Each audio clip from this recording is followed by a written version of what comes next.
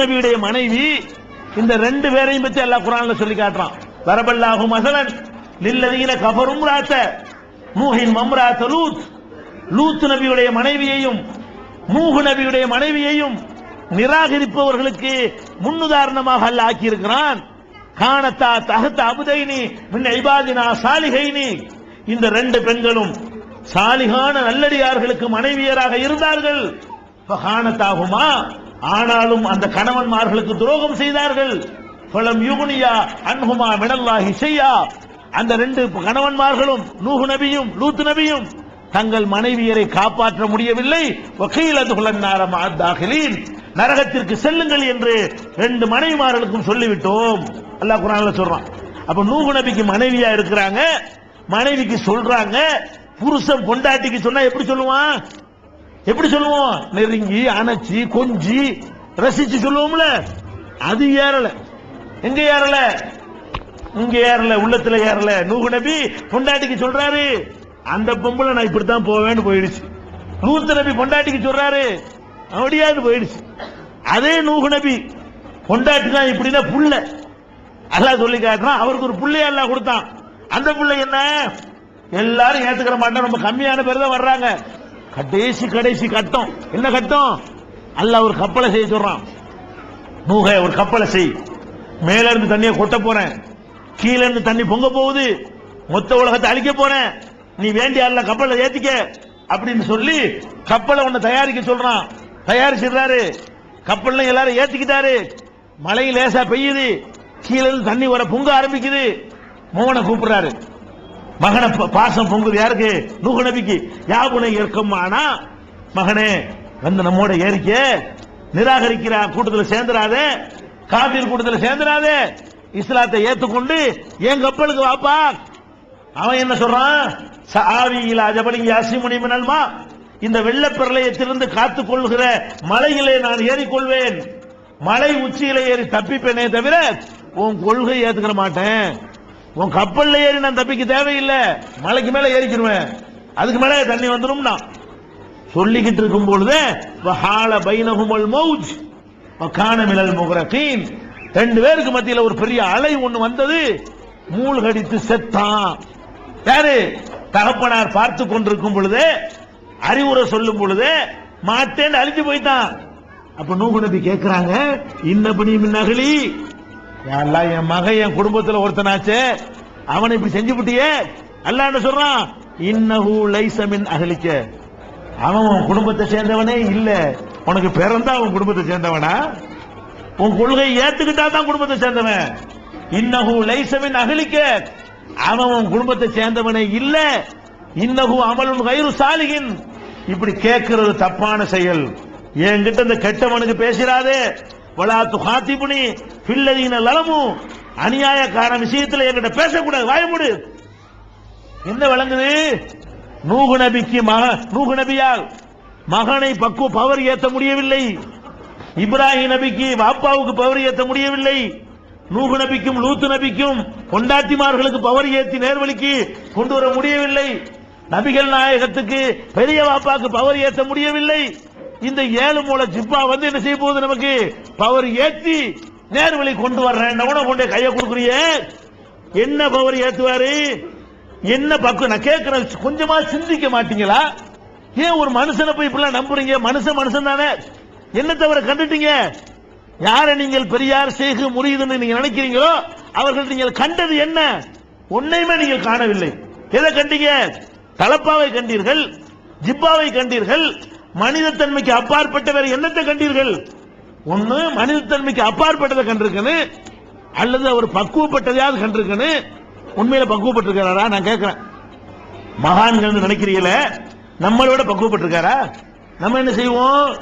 கஞ்சியும் குடிப்போம், கூழையும் குடிப்போம், கிழிஞ்ச சட்டையும் போட்டுக்குருவோம், இப்படி தரையிலையும் உட்காருவோம், எப்படி வேணாலும் படுத்து தூங்குவோம், பஸ்லையும் போவோம், கடைக்கு நடந்தும் போவோம், ஆட்டோலையும் போவோம்.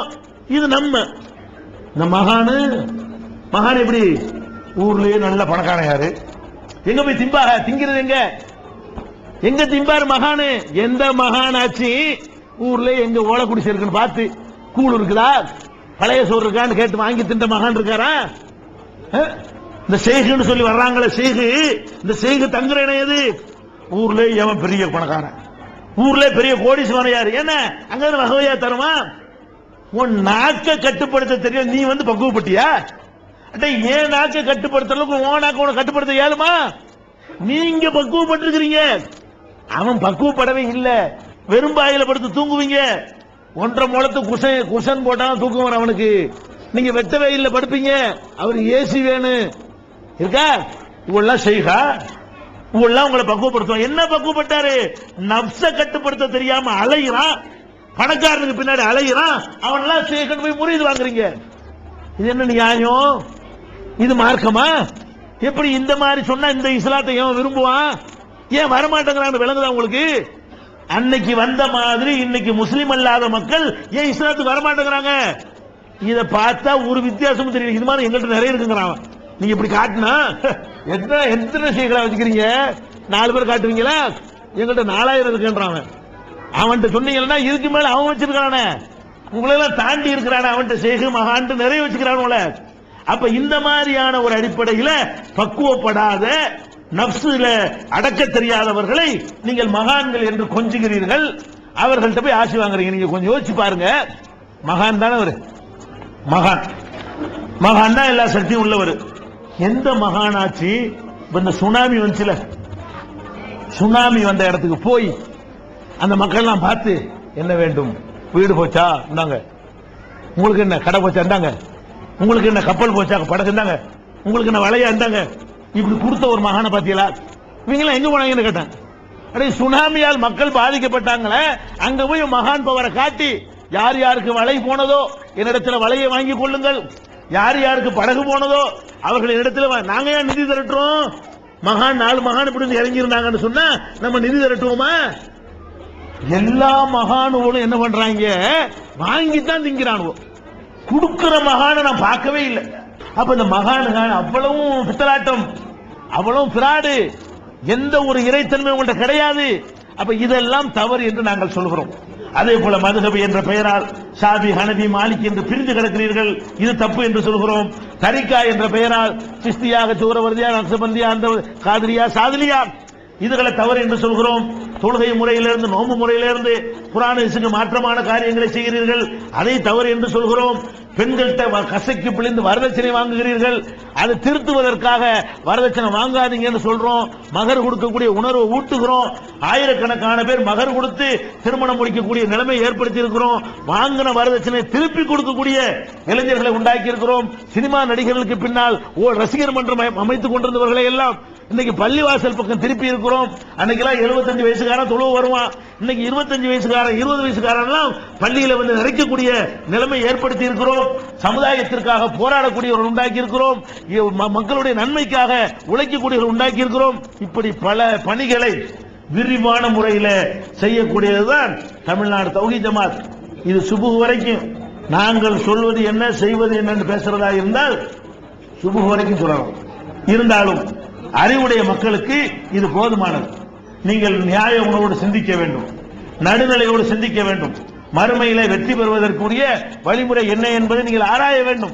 ஆராய்ந்து எது சரியானதோ, அல்லாஹ் குர்ஆன்ல சொல்லி காட்டுகிறான், அல்லதீன யஸ்தமிஊனல் கௌல ஃபயத்தபிஊன அஹ்ஸனா, சொல்லுகிற சொல்லை கேட்டு அழகானதை எடுத்துக்கொள்வார்களே அவர்களுக்கு நற்செய்தி சொல்லுங்கள் என்று அல்லாஹ் சொல்லி காட்டுகிறான். அந்த மாதிரி நாம் சொன்ன இந்த செய்திகள்ல நல்ல விஷயங்கள் உங்களுக்கு தென்படுமையானால் அல்லாஹ்வுக்கு பயந்து அந்த சத்தியத்தை ஏற்றுக்கொள்ளுங்கள், மற்றவர்களிடம் எடுத்து செல்லுங்கள். நம்முடைய சகோதரர்கள் நம்ம நரகத்திலும் தப்பிச்ச மாதிரி நம்முடைய சகோதரர்கள் நரகத்திற்கு செல்லாமல் தப்பிக்க வேண்டும் என்பதற்காக பாடுபடுங்கள். இந்த அல்லாஹ்வுடைய ரசூல் நம் மீது சுமத்திய இந்த சுமையை, மற்றவங்களுக்கு எடுத்து சொல்லணுங்கிற சுமையை பொறுப்போடு ஏற்றுக்கொண்டு அடுத்தவர்களுக்கு சொல்லக்கூடியவர்களாக அது உங்களுடைய வேலை திட்டத்தில் ஒன்றாக ஆக்கிக் கொள்ளுங்கள் என்று கூறி இந்த வாய்ப்புக்கு நன்றி கூறி நிறைவு செய்கிறேன். வாஹிரு தாவானா அனில் அல்ஹம்துலில்லாஹி ரப்பில் ஆலமீன். அஸ்ஸலாமு அலைக்கும்.